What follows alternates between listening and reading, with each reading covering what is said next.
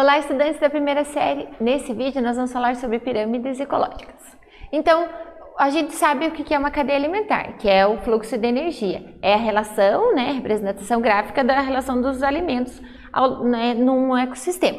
Então, eu tenho quem que produz toda a energia? É o Sol. O Sol produz energia luminosa. Essa energia do Sol é transformada em energia pelas plantas, que é o alimento dela, e quando a gente se alimenta das plantas ou de outros seres, a gente vai capturando essa energia.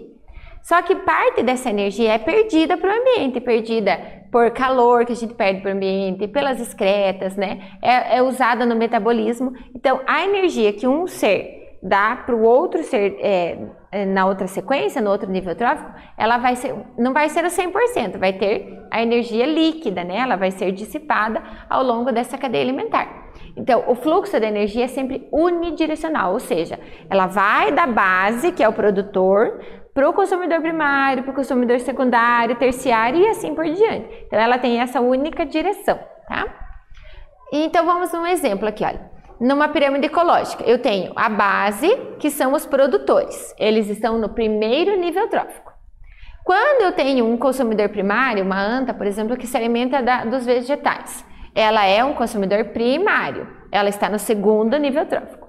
Quando o jacaré se alimenta da anta, ele é consumidor secundário. Ele está num terceiro nível trófico. E quando eu tenho a onça que se alimentando do jacaré, ela é um consumidor terciário, ela está no quarto nível trófico. Então, a gente consegue observar que a energia foi diminuindo. Por que foi diminuindo? Porque as plantas tinham uma quantidade de energia.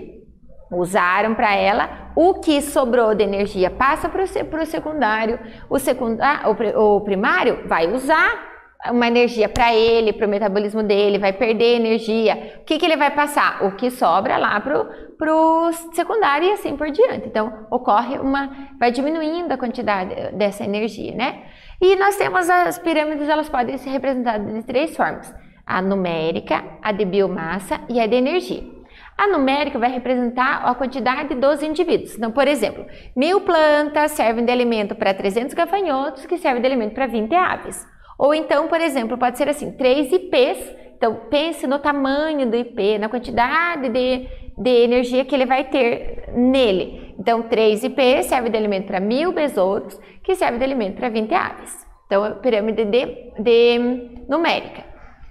A de biomassa é a massa corpórea. Então, por exemplo, o produtor, ele produz 10.000 toneladas de grama por metro quadrado. Então, eu tenho 10.000 que vão produzir 1.000 biomassa, 1.000 para os gafanhotos, que vão conseguir produzir 100 gramas por metro quadrado de sapos, que vão conseguir produzir 10 gramas de biomassa lá para o gafanhoto, então, para o gavião. Então, percebo como que eu tenho uma grande quantidade aqui, mas que lá no topo eu vou perdendo essa quantidade de biomassa.